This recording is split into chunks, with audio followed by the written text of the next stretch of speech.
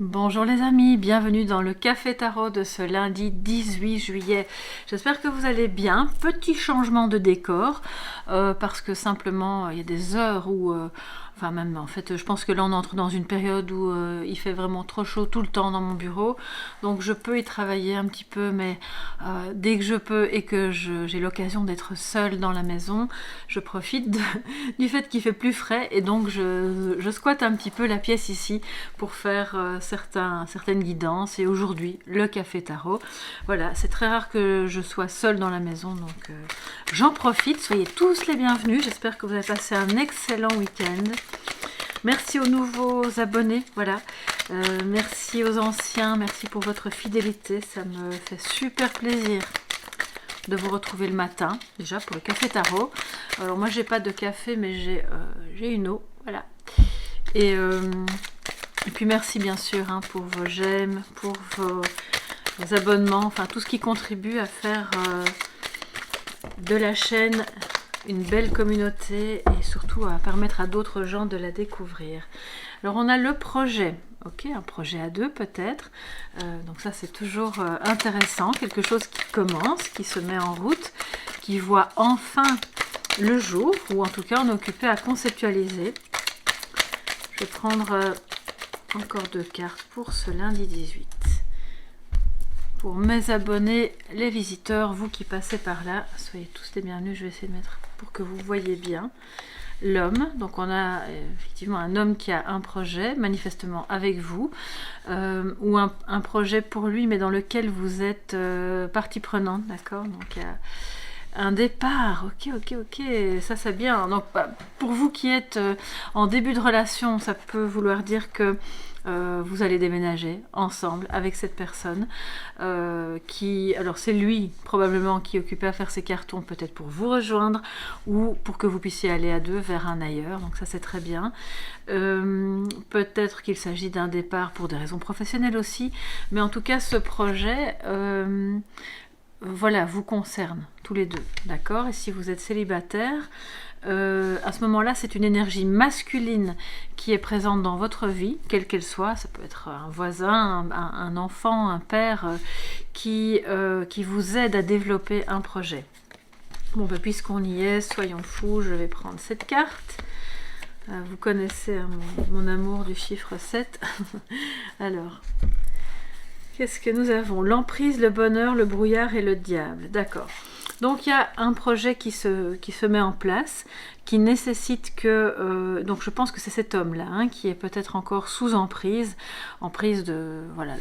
d'une personne, enfin je l'espère pas, mais ou l'emprise d'autre chose. Ça peut évidemment être un travail, ça peut être un mental, parce qu'avec le brouillard et le diable, pour moi j'ai vraiment l'emprise du mental qui peut-être jusqu'ici a généré des peurs, d'accord, a généré de la toxicité qui vous a empêché de faire ce projet, d'avoir ce départ. Ça peut être un projet professionnel aussi, bien entendu.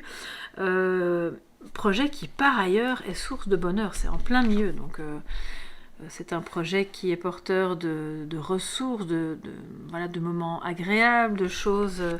Pour moi, c'est comme un élan, un nouvel élan dans votre vie. C'est quelque chose qui ramène la lumière. En ayant toutefois encore des doutes, on se demande si c'est la bonne voie à suivre, peut-être si c'est la bonne personne, s'il s'agit d'un couple.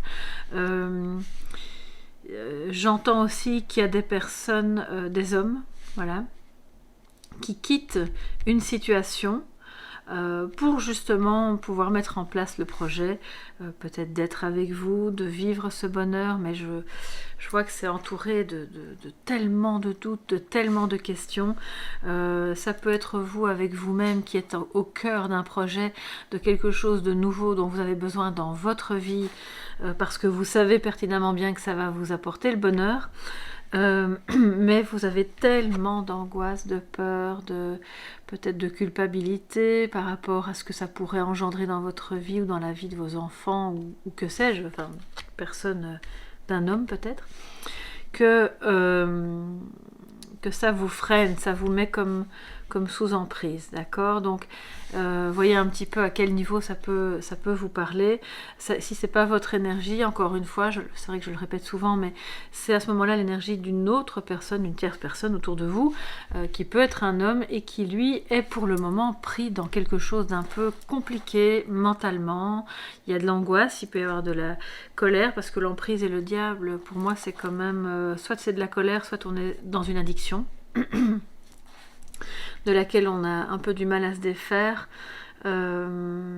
C'est pas ce que je ressens de plus prégnant. Donc je pense que la première carte qui nous parle de projet nous dit, ben oui, il y a quelque chose de beau vraiment en gestation, et qui concerne un départ, mais ça peut être un départ en vacances aussi tout simplement, hein, mais qui demande à élaguer en fait soit vos peurs, soit des disputes, des désaccords, quelque chose qui se passe et qui vous freine encore par rapport à ça. Je vais prendre le tarot, je vais voir s'il n'y a pas de carte, non, ok. Alors, que nous dit le tarot par rapport à cette journée, donc en positif et en négatif pour le lundi 18, sachant que le positif, c'est le positif, mais le négatif est un défi à relever pour cette journée, les amis. Lundi 18 juillet pour tous mes abonnés et vous qui passez par là. N'hésitez pas à vous abonner d'ailleurs si le cœur vous en dit et que vous aimez ce type de contenu. Alors la carte qui a sauté, on a le fou à l'envers. Oui, il a du mal à se lancer. Vous voyez, il y a un projet amoureux, projet professionnel, un déménagement, des vacances. Il y a quelque chose là qui vous tient vraiment à cœur ou qui lui tient à cœur et on n'ose pas. On se dit non, c'est trop fou, je risque justement de faire des choses inconsidérées qui vont me porter ou lui porter préjudice. Or, ça manque de spontanéité du coup. On est sous l'emprise à l'envers hein, d'un tas de considérations, les nôtres et celles d'autres personnes avec l'emprise, qui finalement n'ont pas grand-chose à voir ici. Ça crée plus le brouillard qu'autre chose. Et ça ne sert à rien, à part vous mettre sous tension et à vous empêcher d'avancer dans ce projet qui, je le répète, est bon. Et si c'est une relation, elle est bonne aussi. Maintenant, ce qu'il y a autour, évidemment, est peut-être un petit peu moins bon. Donc on va devoir se débarrasser de tout ça. Alors en positif, on a le 9 d'épée, donc c'est bien. Ouf, ouf, ouf, on dépasse l'angoisse. Génial, donc on dépasse l'angoisse, on dépasse... les problèmes, vous savez, les prises de tête, ça part dans tous les sens, c'est l'obsession mentale jour et nuit au sujet peut-être de cette relation, de ce projet. Et petit à petit, peut-être qu'on sort du brouillard, qu'on y voit plus clair et qu'on peut couper aussi avec cette toxicité, avec ces émotions négatives et retrouver juste le côté positif du diable qui est un côté impulsif mais sain, vous voyez, le coup d'envoi qui dit ok, j'ai l'énergie, j'irai jusqu'au bout, je vais pas lâcher prise. Le diable, il ne lâche jamais prise. Et parfois ça sert, hein. Faut pas voir le diable en négatif tout le temps non plus. Donc, et il est de nouveau là, oh là là là là. Je venais de vous dire, faut pas le voir en négatif tout le temps, mais bon, il est quand même là en négatif et qu'est-ce qui se passe, les amis? Alors, pour moi, il y a différentes possibilités. Je pense que certaines parmi vous sont vraiment occupés à sortir de l'angoisse, mais c'est pas encore terminé. Il y a beaucoup de prises de tête, il y a beaucoup de peur, il y a peut-être des masques, on n'est pas sincère. Je vous dis tout ce qui me vient. On est là dans un lien d'attachement toxique dans le sens où c'est pas forcément de la perversion. On n'a pas des pervers narcissiques à tous les coins de rue, heureusement. Et si vous êtes au contact de ce genre de personnes, il n'y a qu'une seule solution, c'est de couper définitivement avec. Il n'y a pas d'autre solution. Et vous supprimez votre numéro de téléphone. Cette personne ne doit absolument pas vous côtoyer. Mais heureusement, c'est pas la majorité des personnes. Hein. Donc il y a pour moi plus quelque chose de mental, d'un peu lancinant, obsessionnel, qui ne vous quitte pas, qui relève d'une peur ou d'une colère ou d'une rancœur, ou sinon d'une dépendance. Une dépendance affective à quelqu'un. Si c'est pas vous, c'est l'autre. Hein. Et le beau projet là qu'on a, ou la belle relation qu'on peut avoir, est pour le moment encore entaché, on va dire, par cette énergie que l'on n'arrive pas à dépasser. Donc le défi, c'est que, alors d'un côté, ce qui est bien, c'est que vous dépassez l'angoisse, donc c'est déjà une bonne chose de faite. Voilà, je pense qu'on avance vers plus de sérénité. Mais attention aussi, si vous vous sentez concerné par ça, par les dépenses inconsidérées, la consommation excessive, qu'elle soit en termes d'objets, de produits, d'alcool, peu importe. Donc là, ou c'est d'aider quelqu'un à prendre conscience qu'il est dans l'excès. D'accord ? Ça va ramener le bonheur, ça va vous permettre de sortir du brouillard, de vous dire mais oui, on est si bien ensemble, on est si bien dans ce projet, on va pas tout gâcher avec des comportements excessifs, avec de la colère, avec des dépendances. Ce serait quand même dommage parce que au cœur de tout ça, il y a l'espoir, il y a le bonheur, il y a quelque chose de beau qui est en train de se construire. Donc votre défi, c'est de parvenir à couper les liens toxiques, les attachements de dépendance, la dépendance financière aussi, ou à un produit, d'accord ? Donc là, encore une fois, si par exemple, ça ne vous concerne pas directement et que vous vous dites, bah, ça me fait plus penser à quelqu'un que je connais, alors l'idée, c'est pas d'aller vouloir le sauver, parce que sinon vous entrez de nouveau dans un lien de dépendance et cette personne ne pourra pas s'en sortir seule, mais simplement d'être là en point de repère, vous savez, à l'horizon, de dire, bon ben, tu vas t'en sortir seul, mais si tu as besoin, tu peux me passer un coup de fil, je peux t'aider pour certaines choses, pas pour tout, parce que le travail, tu vas le faire toi-même. D'accord ? Il faut rendre en fait la responsabilité à l'autre. Et idem, si on vous culpabilise, nous dit le diable avec l'emprise, c'est de dire non, ben non, moi je sais ce que j'ai fait, je sais ce que j'ai dit, c'est ta vision des choses et je ne la partage pas. Oser s'exprimer pour sortir de cette, vous savez, de cette emprise où on essaie de vous faire porter le chapeau.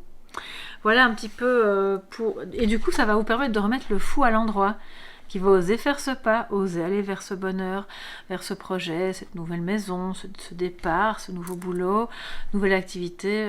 Enfin voilà, vous déclinez ça de mille et une manières, bien entendu.